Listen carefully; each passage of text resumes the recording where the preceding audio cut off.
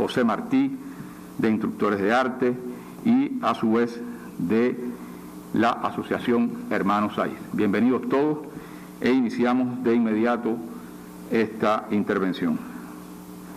Como se recordará en el reciente discurso del compañero primer secretario de nuestro partido, Miguel Díaz-Canel, en el segundo pleno del Comité Central, se expresó que ahora la contrarrevolución viene con una supuesta marcha pacífica. El compañero Díaz-Canel se refirió a que no es más que una escalada en el modo de actuar contra la revolución y un desafío a las autoridades y al Estado de Derecho socialista refrendado en nuestra Constitución. Es una provocación como parte de una estrategia de golpe suave. Sus propósitos coinciden con las principales líneas de ataque, calumnias, mentiras y amenazas utilizadas por quienes, financiados por el gobierno de los Estados Unidos, se oponen al sistema político cubano e intentan desestabilizarlo y pretenden restaurar el capitalismo. El compañero Díaz-Canel, además, afirmó que no vamos a legitimar el accionar imperialista en la política interna ni dar cauce a los deseos de restauración neocolonial que han acumulado algunos y que se refuerzan en situación de crisis. No es un acto de civismo, es un acto de subordinación a la hegemonía yanqui. Hasta aquí las palabras de nuestro primer secretario en el reciente segundo pleno del Comité Central. Como se ha estado informando, entre el 20 y el 27 de septiembre, un reducido grupo de ciudadanos entregaron en las sedes de los gobiernos municipales o provinciales de 8 provincias del país textos similares donde anunciaban la decisión de celebrar una marcha supuestamente pacífica. Y subrayo la decisión de celebrar una marcha porque no era una solicitud, estaban dando por hecho la celebración de esta marcha. La acción fue concebida con un alcance nacional en evidente coordinación por parte de sus promotores. El 12 de octubre, las autoridades gubernamentales de los municipios donde fueron entregados los referidos documentos dieron respuesta personal a los remitentes. En esa ocasión se ofrecieron los argumentos precisos sobre el carácter ilícito de la marcha en correspondencia con los artículos 56, 45 y 4 de la Constitución. Entre las razones expresadas se dejó claramente establecido que las proyecciones públicas de los promotores y sus vínculos con organizaciones subversivas o agencias financiadas por el gobierno de Estados Unidos tienen la intención manifiesta de promover un cambio del sistema político en Cuba, por lo que la marcha anunciada constituye una provocación como parte de la estrategia de cambio de régimen ensayada por Estados Unidos en otros países. Se recordó también entonces que apenas anunciada la marcha recibió el apoyo público de legisladores estadounidenses, de operadores políticos y medios de comunicación que alientan acciones contra el pueblo cubano, intentan desestabilizar el país e instan a la intervención militar. Es algo recurrente, permanente, la manera en que estos medios y estos operadores políticos desde Estados Unidos instan a la intervención militar en nuestro país. Y por supuesto, en esa ocasión se recordaron estos artículos esenciales de nuestra Constitución, en particular el 56, que refiere los derechos de reunión, manifestación y asociación con fines lícitos y pacíficos, se reconocen por el Estado siempre que se ejerzan con respeto al orden público y el acatamiento a las preceptivas establecidas en la ley. Y el artículo 45, que recuerda que el ejercicio de los derechos de las personas solo está limitado por los derechos de los demás, la seguridad colectiva, el bienestar general, el respeto al orden público, a la Constitución y a las leyes. Y por supuesto también el artículo 4, donde se establece que el sistema socialista que refrenda esta Constitución es irrevocable. Desde sus inicios era evidente que se trataba de un plan desestabilizador orquestado desde el exterior a través de operadores políticos internos con intenciones violentas.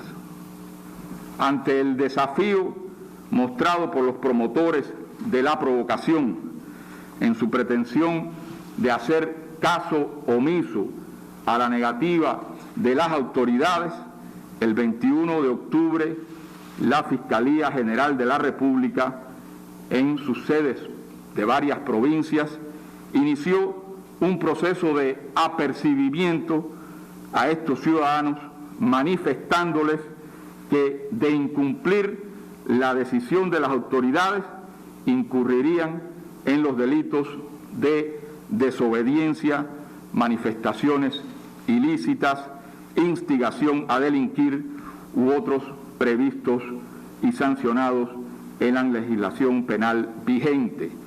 Recordemos cuáles son los artículos del Código Penal a que se refirieron en las sedes de nuestras fiscalías en el momento del apercibimiento.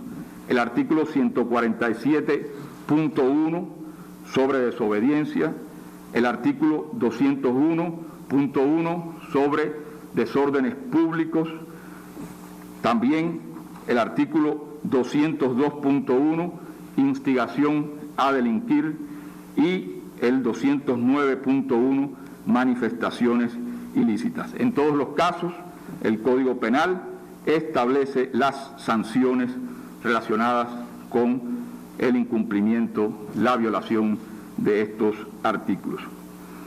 La actuación de la Fiscalía General de la República se sustentó en el artículo 156 de la Constitución, que atribuye a este órgano la misión de velar por el estricto cumplimiento de la Carta Magna, las leyes y demás disposiciones legales por parte de los ciudadanos. Y también se sustenta en la Ley 83 de 1997, Ley de la Fiscalía General de la República, en su artículo 7, que establece entre los objetivos de ese órgano de justicia preservar los derechos e intereses legítimos de los órganos, instituciones y dependencias estatales, contribuir a la prevención del delito y otras conductas antisociales, al fortalecimiento de la disciplina social y a la educación de los ciudadanos en la observancia consciente de las normas jurídicas. Es evidente que estamos ante la presencia de un nuevo capítulo de la guerra no convencional, del golpe suave o del manual de lucha no violenta que Estados Unidos ha ejecutado durante la época contemporánea en varios países: Yugoslavia, Libia, Siria, Ucrania, Nicaragua, Venezuela. Son solo algunos de los ejemplos donde estas acciones de la guerra no convencional se han llevado adelante. Hay suficiente información doctrinal sobre la manera en que Estados Unidos ha llevado adelante estas acciones de guerra no convencional. Según la circular 1801, TC 1801, uno de los principales documentos doctrinarios de las Fuerzas de Operaciones Especiales del Ejército de Estados Unidos sobre la guerra no convencional, que data del 2010, se trata de aprovechar las posibles vulnerabilidades del gobierno a derrocar distanciarlo de la población, desplazar a la porción de la ciudadanía que actúa de manera neutral hacia posiciones en su contra, explotar estos elementos a través de la subversión y cuando ésta no conduzca a los resultados estratégicos deseados, recurrir al conflicto armado a través del fomento de la insurgencia. Y para eso utilizan todos los instrumentos del poder, desde el punto de vista económico, desde el punto de vista psicológico, acciones de subversión y también el uso masivo de las tecnologías de la comunicación y la información, en función de sus objetivos subversivos, que es derrocar esos gobiernos con un menor costo económico, político y militar. Hay numerosos ejemplos, pero puedo referir el que personalmente tuve la oportunidad de conocer durante algunos años, debido a mi presencia como funcionario diplomático en Venezuela. Durante los años 2013, 2014 y 2017, las denominadas guarimbas, que no fueron más que acciones violentas de los representantes de sectores de oposición en Venezuela para derrocar al gobierno bolivariano, provocaron innumerables daños económicos a la sociedad venezolana y numerosos daños humanos. Hay un informe del Estado venezolano denominado La verdad de Venezuela contra la infamia, datos y testimonios de un país bajo asedio, que fue publicado en septiembre del 2020. Quiero hacer referencia a este informe porque algunos de sus elementos pueden ser de interés para las acciones que en este momento algunos propugnan para ejecutar en nuestro país. En este informe se plantea que el total de fallecidos por las protestas violentas originadas en febrero del 2014 alcanzó el número de 43 personas. En las protestas de abril a junio del 2017, el Ministerio Público registró 121 personas fallecidas y 1.958 lesionadas. Sin embargo, en relación con las protestas del 2014, el entonces secretario de Estado de Estados Unidos, John Kerry, emitió un comunicado en el que afirmaba, fíjense, que las manifestaciones eran pacíficas y acusó al gobierno venezolano de enfrentar a manifestantes pacíficos con la fuerza. Un examen pormenorizado, dice el informe, de los hechos ocurridos revela que la mayoría de las manifestaciones convocadas y promovidas por dirigentes de oposición entre abril y junio del 2017 se realizaron quebrantando la legislación nacional e internacional vigente y que tales manifestaciones devinieron en acciones de violencia extremista caracterizadas por el uso de armas de fuego, bombas molotov, morteros y armas de fabricación casera, colocación de barricadas y trampas mortales en las vías públicas, daños a instituciones, escuelas, centros de salud y asedio contra instalaciones militares y policiales. Y fíjense esta otra revelación de este informe. Se registraron 3 prácticas inéditas en la historia reciente del país. 1. Incendiar vivas a personas señaladas como partidarias o seguidoras del gobierno nacional. Utilización de niños, niñas y adolescentes para preparar bombas incendiarias, custodiar barricadas y agredir a los cuerpos de seguridad. Y además, la combinación de altos niveles de violencia con símbolos religiosos y patrióticos. El informe, en uno de sus fragmentos, reconocía que constituye un motivo de especial preocupación la insistencia de presentar ante los medios de comunicación a las denominadas guarimbas como manifestaciones pacíficas.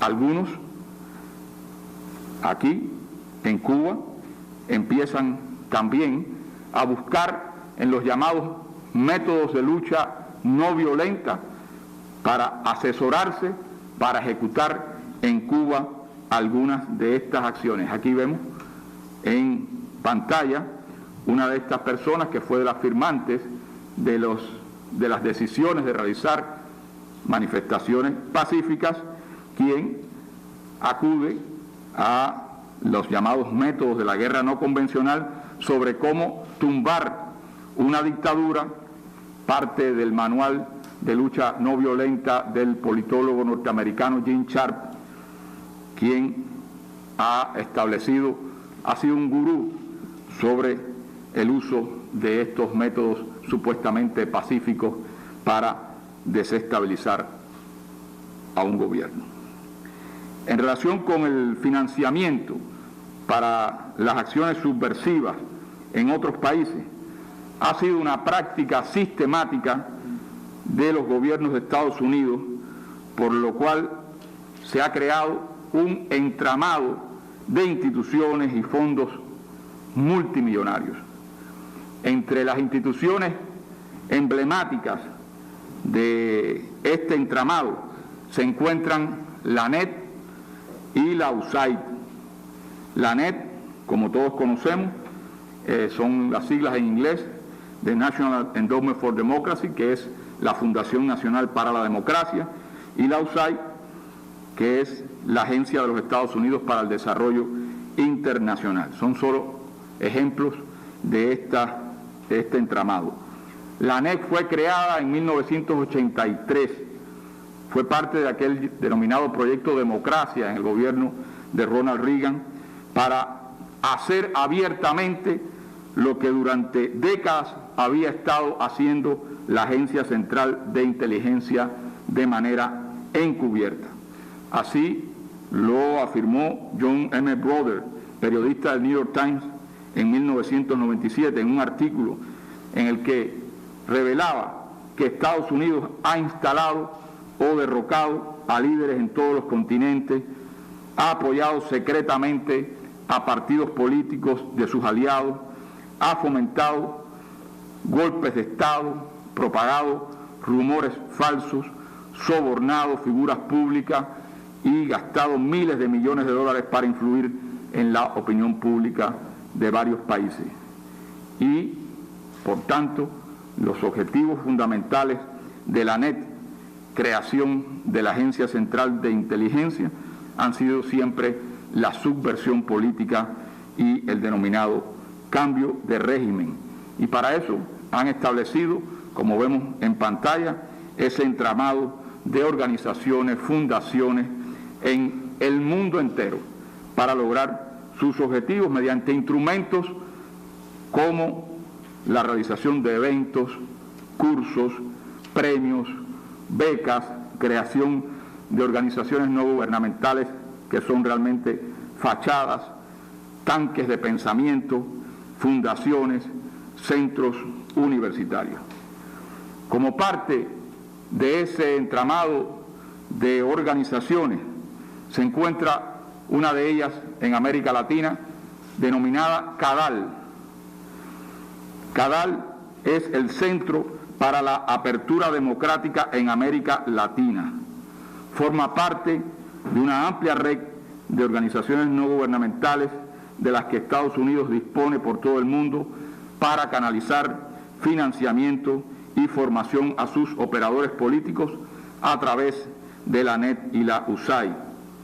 Sobran las referencias públicas de financiamiento de la ANET a CADAL como parte de los tentáculos para el entramado contra los procesos progresistas en América Latina y en otras partes del mundo. Ahí podemos ver que la ANET otorgó a CADAL $107,000 en 2017 y $100,000 en el 2021 destinados al proyecto denominado Un enfoque regional para promover los valores democráticos en Cuba. 2 ciudadanos cubanos, parte de estas organizaciones contrarrevolucionarias, Manuel Cuesta Morúa y Junior García Aguilera, firmantes de los documentos entregados a las autoridades gubernamentales sobre la pretensión de realizar marchas en varias ciudades del país. Viajaron en el 2018 a Argentina para participar en un evento de esta organización CADAL, coordinado por el proyecto Tiempos de Cambios y el nuevo rol de las Fuerzas Armadas en Cuba, auspiciado por la Universidad Torcuato Di Tella. Fíjense cuáles eran los objetivos de este curso: dar continuidad al estudio de las Fuerzas Armadas revolucionarias para transmitir a los activistas posibles escenarios y supuestos aliados a futuro, cooperar con actores cubanos a fin de vincularse con miembros y exmiembros de las FARC abiertos a procesos de cambio. Son claras las intenciones subversivas, conspirativas, golpistas de estos proyectos.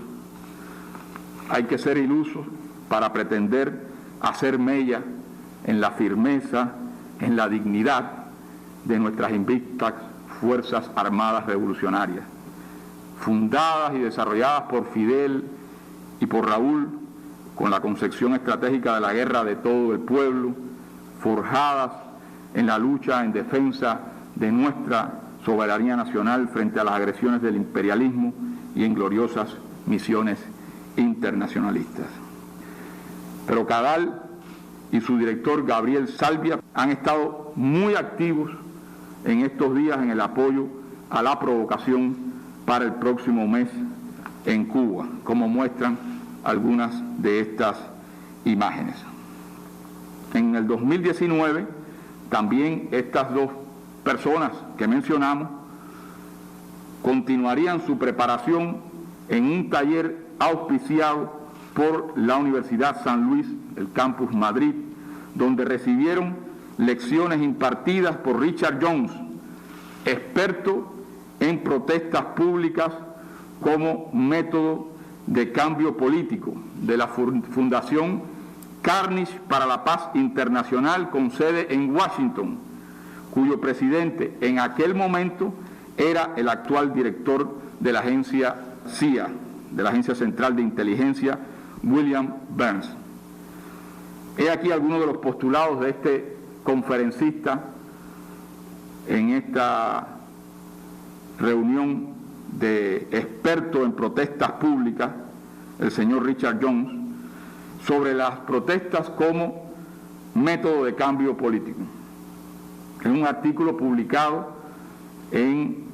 unos días después de ese evento, donde se refleja el pensamiento, sus postulados, y que son evidentemente ya utilizados por algunos de estos personeros en nuestro país para sus intenciones violentas y subversivas.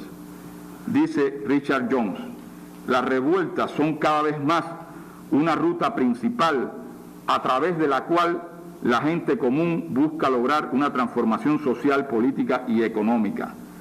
Los manifestantes deben tomar decisiones difíciles.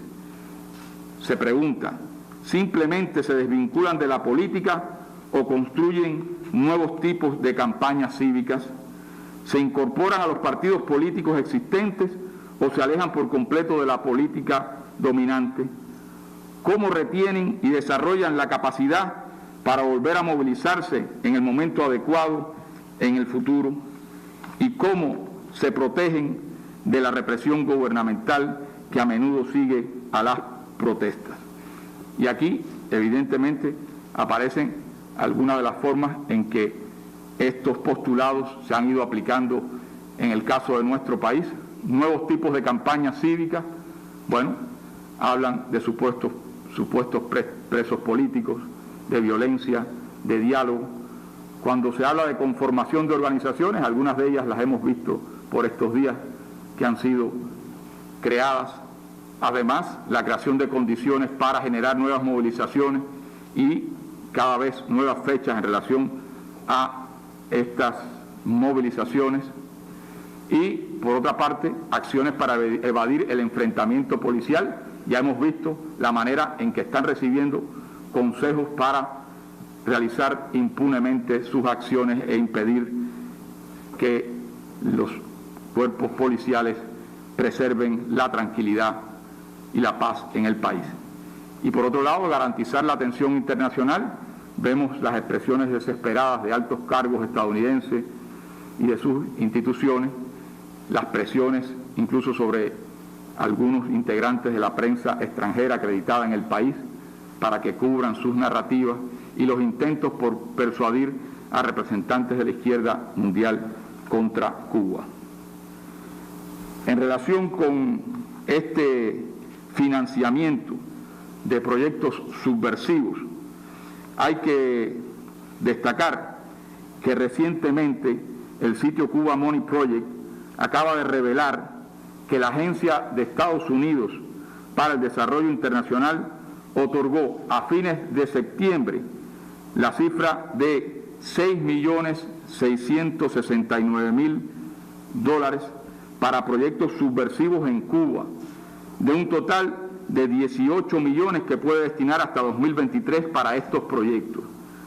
Entre los principales beneficiarios están una organización con base en Estados Unidos, en la Florida, denominada Directorio Democrático Cubano, dirigida por Orlando Gutiérrez Boronat, a la cual le han entregado la cifra de $617.500. Después vamos a hablar sobre este personaje. Y también aparecen en ese listado los medios creados para la campaña mediática contra Cuba, entre ellos ADN Digital, que recibió $2.031.260, y Cubanet, que recibió $788.003. Pero si vamos a sacar cuentas, son más de 70 millones de dólares para la subversión que de manera pública se destinaron durante la administración Trump contra Cuba. A la cuantiosa cifra habría que añadir los más de 100 millones de dólares que recibió en ese periodo la Oficina de Transmisiones para Cuba, que dirige las mal llamadas Radio y Televisión Martí, medios dedicados a promover la subversión contra Cuba desde las ondas radiales y televisivas y ahora también en el espacio público digital. A ello habría que sumar también las millonarias cifras no públicas que la comunidad de inteligencia y el aparato militar estadounidense dedican cada año contra Cuba y el dinero del contribuyente que se eroga para financiar la burocracia de la Oficina de Control de Activos Extranjeros, la OFAC, encargada de perseguir de manera milimétrica cada transacción financiera desde y hacia Cuba y de sancionar a cualquier empresa en el mundo que ose comerciar con nuestro país. De esta manera se tendrá la idea de cuánto cuesta al contribuyente estadounidense la obcecada política anticubana. Pero estas organizaciones que han servido de financiamiento a politiqueros, a mercenarios, que viven al amparo del generoso derrame de Washington, más allá de Cuba y de Miami, son cada vez mayores en cuanto al número y en cuanto al monto que reciben. Y también desde Cuba, estas organizaciones se mantienen recibiendo el apoyo y el financiamiento de las autoridades de Estados Unidos, del Departamento de Estado, del Consejo de Seguridad Nacional y de la Embajada en La Habana, como denunció nuestro primer secretario del Comité Central del Partido en el reciente pleno de nuestra organización partidista. El gobierno de Estados Unidos es el verdadero organizador y promotor de la provocación montada para noviembre. Los hechos y declaraciones lo demuestran. No se han tomado el cuidado de ocultarlo. Altos funcionarios gubernamentales participan directamente en su promoción. Recientemente, el gobierno de Estados Unidos amenazó con nuevas medidas contra Cuba si no se permite que los operadores locales de su estrategia anticubana actúen impunemente en el país. Así lo indicó En una entrevista, Juan González, director para Asuntos del Hemisferio Occidental del Consejo de Seguridad Nacional, al señalar que su administración actuará si Cuba procesa a los convocantes a la marcha. Pero Cuba no acepta amenazas ni se deja intimidar. Nuestra historia de resistencia y de dignidad lo confirman. Así que guárdense sus amenazas. Como dice nuestro pueblo, el miedo no come aquí. Tampoco nos sorprende el apoyo a esta pretendida marcha por parte de organizaciones violentas y connotados terroristas de la mafia anticubana y del núcleo mediático generador de odio en Miami. Todos hemos sido testigos de que apenas se anunció por sus organizadores, la marcha recibió el respaldo público y notorio de legisladores estadounidenses, de operadores políticos y medios de comunicación que alientan acciones contra la revolución. Tweets, declaraciones, asambleas de resistencia y otras frenéticas acciones llenan estos días de Miami como si la manifestación fuera a desarrollarse en esa ciudad. Cambio de régimen, derrocamiento del gobierno, intervención militar, vuelven a ser la narrativa imperante en el sur de la Florida. Entre los más fervientes han estado algunos de los congresistas ya conocidos, todos activos impulsores de las acciones de bloqueo y de subversión contra Cuba y defensores de los disturbios violentos del pasado 11 de julio.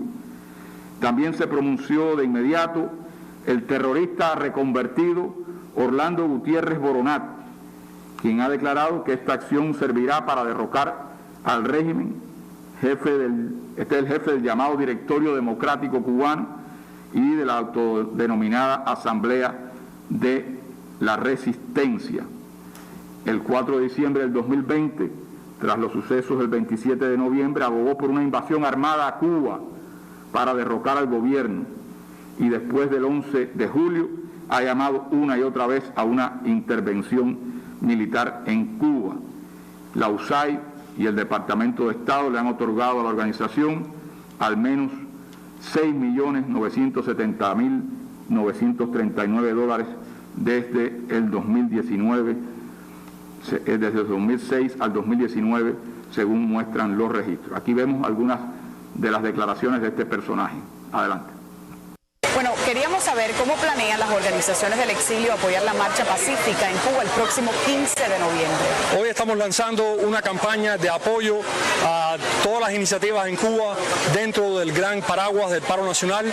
Estamos apoyando las diferentes iniciativas que están proveniendo desde Cuba. Vamos a empezar una campaña que va a ser publicitaria, que va a ser en las calles, que va a ser en mensajes hacia Cuba, que va a ser con declaraciones de diferentes gobiernos, que va también a consistir en acciones de desobediencia civil hacia la tiranía castrista que va a generar el exilio cubano. El paro no es un solo día, el paro son todos los días que hagan falta para tumbar este régimen.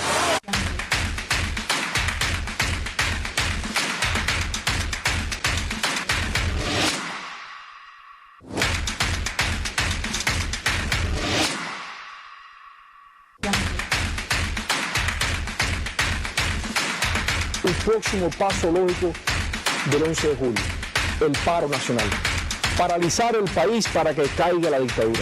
Tremenda labor que están llevando a cabo el senador Marco Rubio, el senador Rick Scott y el congresista Mario Díaz Valar por la liberación de Cuba. Estamos pidiendo una intervención internacional encabezada militarmente por los Estados Unidos. Este personaje coincide en algunas plataformas para la restauración capitalista en Cuba que tienen cierto perfil académico con uno de los promotores de la marcha supuestamente pacífica. Ahí lo podemos ver en pantalla. Otro de los entusiastas de la marcha es la Fundación Nacional Cubano-Americana, punta de lanza de las políticas anticubanas desde la década de los 80 y organizadora de numerosos actos terroristas contra Cuba y de varios intentos de atentados contra el comandante en jefe Fidel Castro Ruz. en el 2019 la Fundación Nacional Cubana Americana recibió $1.385.627 del dinero del contribuyente estadounidense para, dicen, empoderar a la sociedad civil cubana para construir una democracia duradera en Cuba que esté libre de violaciones de derechos humanos mediante la mejora de la conciencia y la eficacia de la sociedad civil en la isla, en el activismo no violento y facilitando materiales de capacitación, equipos de comunicación y conocimientos técnicos temáticos. La Fundación se ha desplegado en estos días, como vemos en las imágenes, en su página de Facebook, dando orientaciones sobre cómo acudir y qué hacer en la marcha supuestamente pacífica e independiente. Una de las promotoras de la provocación violenta, la ciudadana cubana Saily González Velázquez, reconoció recientemente el respaldo de la Fundación a través de uno de sus directores, el director nada más y nada menos que de Derechos Humanos de la Fundación Nacional Cubana Americana, y en la cual vemos ahí las declaraciones. Adelante. Lo que estoy haciendo es informándome con personas como por ejemplo Omar López, otras personas que nos están asesorando con el tema de las resistencias pacíficas, de la lucha no violenta. Bueno, Omar López Montenegro, a quien ella hace alusión, es uno de los personeros de esta organización con ese amplio e importante actividad terrorista contra nuestro país. También cuentan los pretendidos marchantes con el aliento decidido de la recua mercenaria de la Brigada 2506, cuyo presidente de turno declaró en Miami que con estos pasos se fomentará una explosión dentro de Cuba para que de nuevo nuestros hermanos tomen las calles y esto nos lleve al derrumbe de un régimen. Ahí vemos algunas de los llamados a tumbar la revolución mediante otros de los operadores políticos externos que llaman a la violencia y al caos y al vandalismo. Otro que se apunta entre los impulsores de la provocación es el terrorista Ramón Saúl Sánchez, cuyo historial violento es tal que ni siquiera ha podido recibir el asilo oficial en Estados Unidos, aunque nunca ha dejado de contar con la protección de sus autoridades. Se ha vinculado a una decena de organizaciones terroristas desde que tenía 16 años, entre ellas la Organización para la Liberación de Cuba, Omega 7, el CORU, Coordinación de Organizaciones Revolucionarias Unidas, Alfa 66, Frente Nacional de Liberación de Cuba, Jóvenes de la Estrella y Movimiento Democracia. Con Alfa 66 participó en más de 20 actos terroristas, principalmente contra embarcaciones y misiones diplomáticas cubanas. Fue segundo jefe del CORU, organización que realizó más de 90 ataques terroristas contra instalaciones cubanas en varios países, incluso dentro de los propios Estados Unidos, siendo la más connotada la voladura del avión de Cubana de Aviación sobre Barbados, donde murieron 73 personas inocentes. Documentos fechados entre el 79 y el 82 vinculan a Ramón Saúl con el atentado a la sección de intereses de Cuba en Washington y los reiterados intentos de asesinar al entonces embajador cubano en la ONU, Raúl Roa Courí. El llamado Movimiento Democracia, que dirige ahora, ha sido promotor de las llamadas flotillas que en numerosas ocasiones han violado las aguas territoriales de Cuba. A continuación revelamos una prueba contundente de sus vínculos con uno de los principales promotores de las provocaciones previstas para noviembre. Junior. Sí. Buenos días, es Ramón Saúl, ¿cómo tú estás? Buenos días, ¿cómo está Ramón? Sí, bueno, no sé si vio el anuncio que hicimos de adelantar para el día 15. Bueno, nosotros, el Movimiento Democracia y el Movimiento Opositores por la Nueva República, estamos el 100% en lo que diga Piedra o lo que tú digas, así que estamos con ustedes. Una pregunta, ¿tú crees que es fructífero o sería contraproducente si lográramos ir frente a las costas de Cuba con las luces de libertad ese día? Es complicado, yo creo que hay que pensárselo mejor. Yo sí creo en el apoyo que necesitamos de todo el exilio, donde quiera que estén. Estamos 100%, te admiramos, mi hermano, con mucho que te admiramos como Autero Alcántara. Nosotros tenemos bastante acceso aquí a los medios, entonces cualquier difusión que tú quieras, enseguida lo lanzas para acá, nosotros lo repartimos, lo difundimos, o cualquier otra cosa que tú pienses que seamos útiles.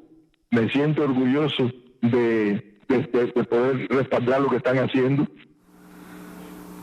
La provocación urdida para el 15 de noviembre está condenada al fracaso. Nunca fue auténtica. Su intento de arroparse con alguna legalidad es una manipulación perversa. La Constitución de la República es creación genuina del pueblo. No hay tramoya que pueda escamotearla. Los promotores de la pretendida marcha siguen el libreto yanqui, cumplen sus órdenes, se rodean de violentos y terroristas y sueñan con ejecutar sus acciones desestabilizadoras con impunidad. Con nuestro primer secretario del partido y presidente de la República, proclamamos que aquí hay suficientes revolucionarios para enfrentar con inteligencia, con respeto y en defensa de nuestra Constitución, pero también con energía y valor, cualquier tipo de manifestación que pretenda destruir a la revolución. El 15 de noviembre, Cuba abrirá sus puertas al mundo y abrirá también las escuelas a nuestros niños. Esa explosión de alegría y felicidad, de abrazos hasta ahora contenidos por duros meses de pandemia, es la que los promotores del odio pretenden frustrar.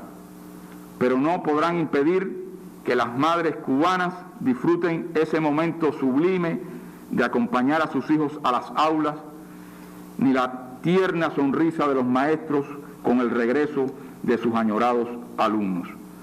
No podrán impedir el triunfo de Cuba frente a la pandemia, gracias a vacunas propias, creadas con el ingenio de científicos formados en revolución, vacunas posibles por el pensamiento y la acción visionaria de Fidel, fundador de una industria biofarmacéutica genuinamente cubana.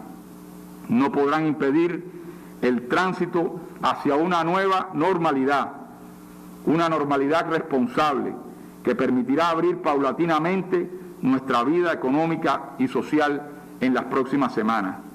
No podrán impedir la proeza de Cuba, de sus profesionales de la salud, de sus trabajadores, de sus jóvenes, de todo un pueblo que en resistencia creativa avanza con optimismo por encima de adversidades colosales. No podrán impedir la victoria de Cuba frente a la subversión y el bloqueo criminal de Estados Unidos, recrudecido de manera oportunista en medio de la pandemia, lo que agiganta nuestra epopeya gloriosa. Con nuestro héroe nacional José Martí, a quien algunos pretenden ultrajar con sus pretensiones neoanexionistas, proclamamos: ¿qué deben hacer los amantes de la patria?, se preguntaba Martí. Predicar revolución.